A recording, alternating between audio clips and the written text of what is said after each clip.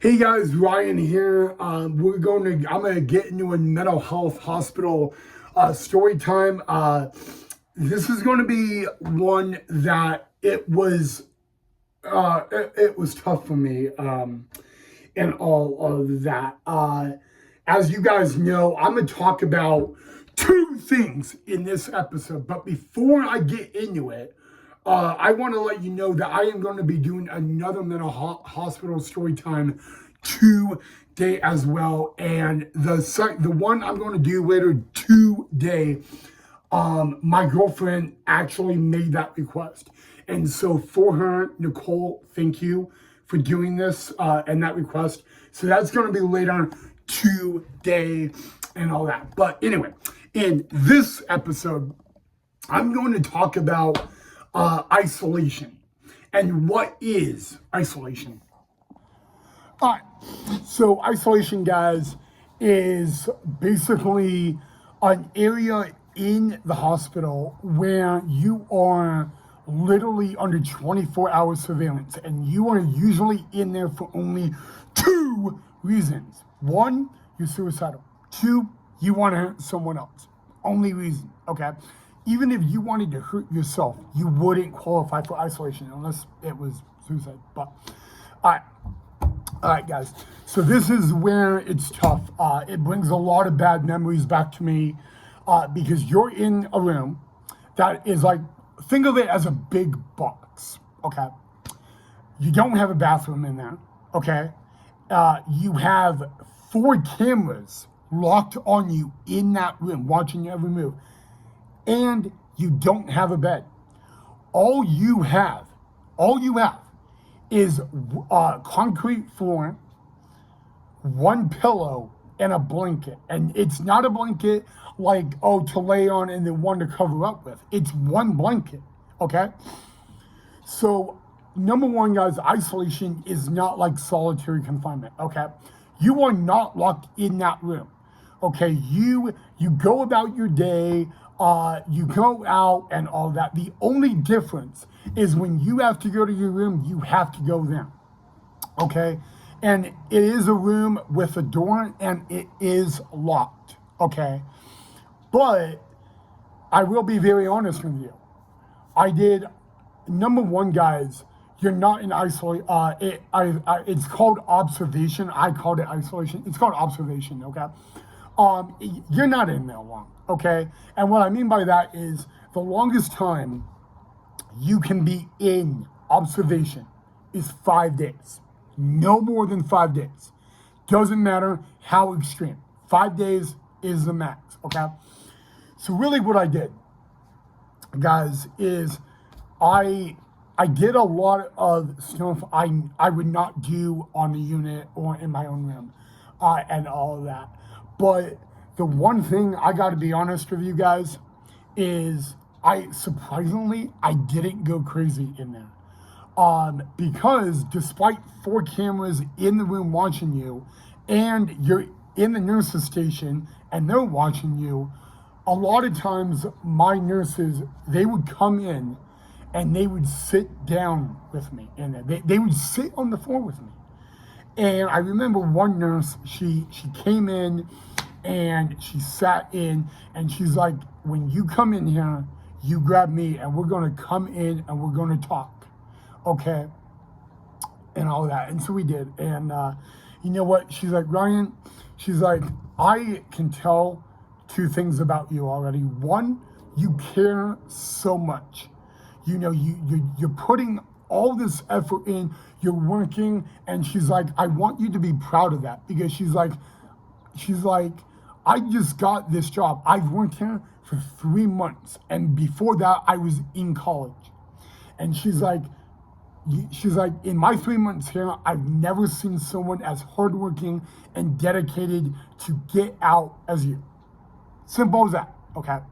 But she's like, the other thing is I can tell you are going through a really rough time. And I mean really. And she's like, I really do feel for you, okay? She's like, when I go home, I worry about you, knowing that the next day I'm going to see you, but I worry about you, okay? and all that. And she's like, I want to tell you something. Okay. Number one, keep dedicating your work, doing what you're doing, because you're working really hard, number one, and you should be proud of yourself for that. But number two, okay, whatever is going on, you can always talk to me about it. You can always talk to your caseworker about it. You can always talk to your doctor about it. You don't need, your mental psychotic breakdowns, crying and all that. She's like, number one, don't be afraid to cry. All right. If anyone, she's like, don't be afraid to cry. But she's like, if you're ever going through stuff, you need to come talk to me. You need to come. You just grab me and we will talk. All right.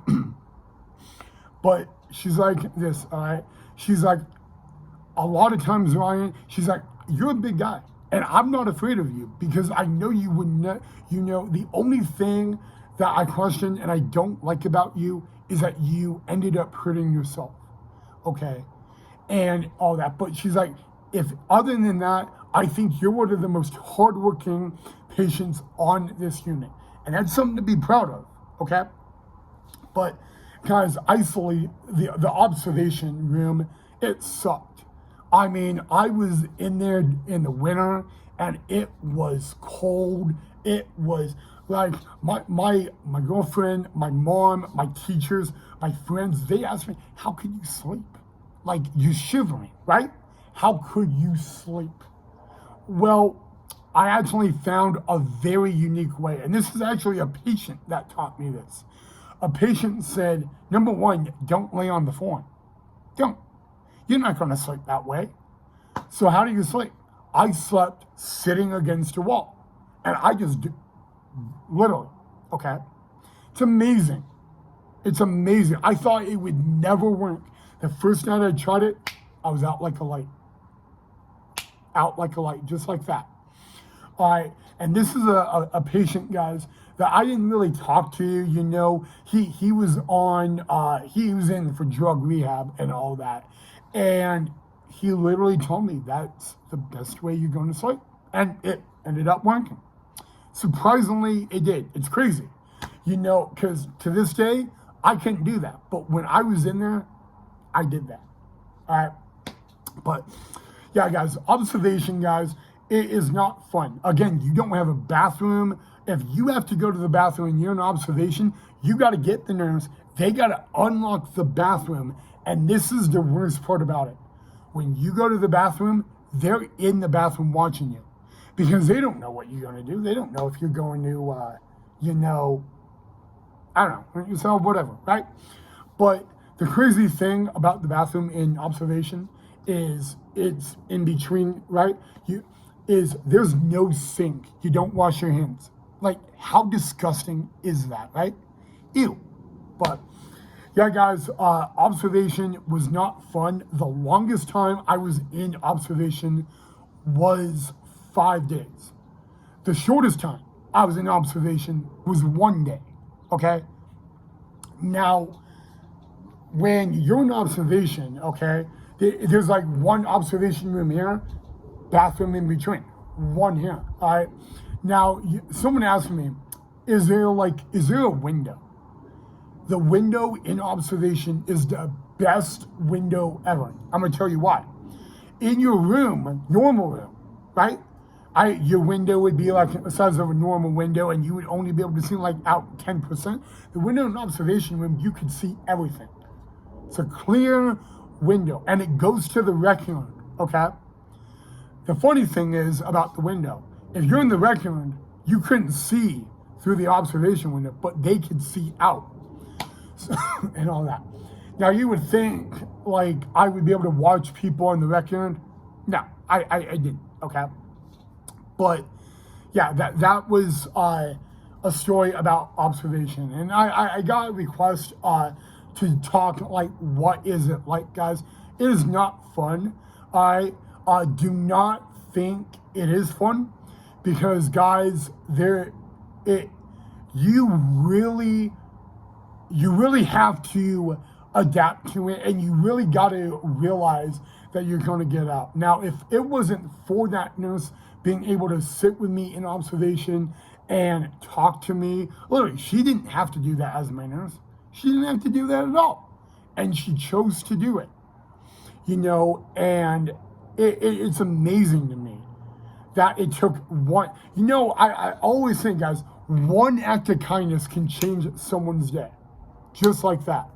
It can, one little, when someone's having a bad day and you may not know them, just always say, it's like when you go to Starbucks and they hand you your coffee, saying, have a nice day. I've been criticized in public for, the guy at Starbucks is giving me a coffee, and after I pay for it, and I'll say, I like your hair, or I like your shirt, or, you did a good job. I've been criticized in public for saying that.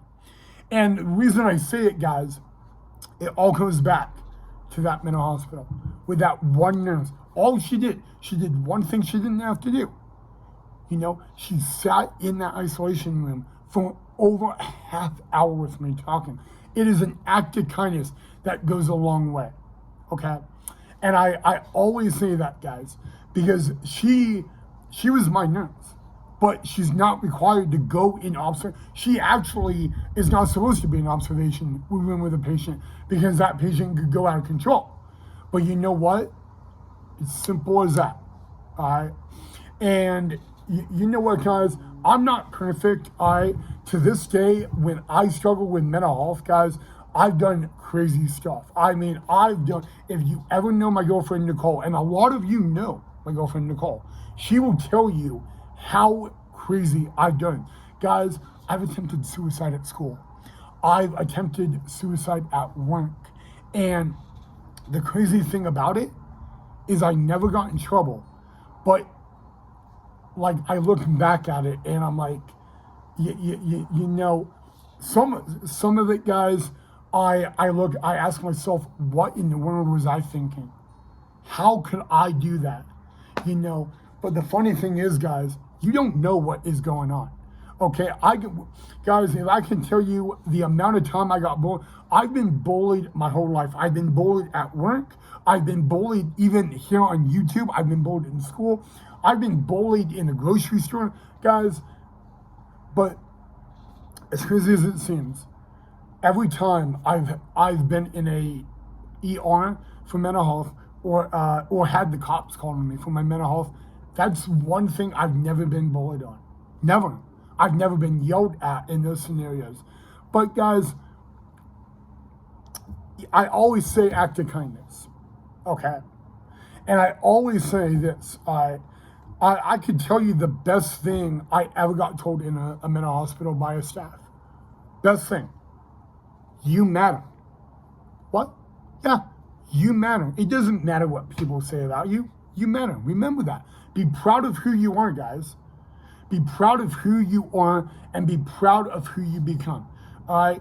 Yeah, we're not perfect, guys. We're not. No one in this land that we live in this world is perfect, okay? But always remember this. Always remember that you matter, and you'll be surprised of how many people care about you. All right? Now, I always say this. I've been depressed at times, and I've posted it on social media, and I always say, no one's gonna care about this, no one is. And I get people who I've never even met, who I'm friends with, reaching out to me saying, here's my number, dude. If you ever need to talk, I'm here for you. Or, Ryan, you're one of the best people I've ever met, and I've never met you. And I'm a Facebook friend. And I love your post and all that. You know what, guys? That stuff is not fake. Those people literally mean what they say, okay? And so I want you guys to know, guys, that no matter what, you matter. And guys, it is tough to, when you're in depression, or you're in a mental health episode or all that, it is hard to think about that. It's hard to even realize that. And I struggle with that. Okay, and in a way, I call it getting humbled. Okay, I have to be told by even people I don't know, whether it's the doctor, the nurse, the janitor. You met him, okay? You know you're going to get through this, and that's important, guys. I always say, no matter what someone's in a mental hospital for, you need to tell them that you're going to get through this, because they need to hear that. They need to hear that every day, okay? One time I considered of getting a tattoo and having that tattoo on me, but I chose not to. My mom didn't want me to. But the thing is, guys, it's amazing. It's amazing. Small things, a small act of kindness. And I think I said this once on the channel. A small act of kindness can change the world, right? We can't change the world on our own, but we can make the world a better place by doing a small act of kindness. This is, I don't know what you guys think about cops, but when you see a cop, wave at them, don't wave them down, like wave at them, thank them, literally, guys, because I'm gonna be honest with you guys. Just telling someone to have a nice day, telling your friend, have a great day. Dude, small act of kindness makes this world a better place, guys. It makes someone's day. You don't know. Telling someone you've never met before, have a good day, maybe they're having a bad day, and that one thing you said made their day just like that. You don't know. But, guys, there's so much negativity in the world, and there's so much judgmental, and you need to make this world a better place, okay? But that's all I got on observation, guys. I didn't want to do the video, but I did the video. So in the next video, I will do today. I had someone request this, and it was Miss Dayton. So Miss Dayton, love you, thank you. I'm going to talk about doing the work and what the work really means, doing the work and all that, because that's a big key to getting out and going home. So that's going to be in the next episode today. So join me there, guys. But until I see you, and I'll be back here in a few hours. Have a beautiful, magical Sunday. I'll see you guys in a few hours. But in the next few hours, I want you to do this. I want you to text someone, call someone, friend, Facebook friend, family member, and I want you guys to say this. I want you to say thank you. Thank you for loving me. Thank you for being a really good friend. I want you guys to do that. Because remember what I just said. Small act of kindness goes a long way. Think about me in that observation room. Okay? Think about what that nurse did. She did something she didn't have to do. She did something that she was not supposed to do. She sat down with me in that observation room and she just talked to me.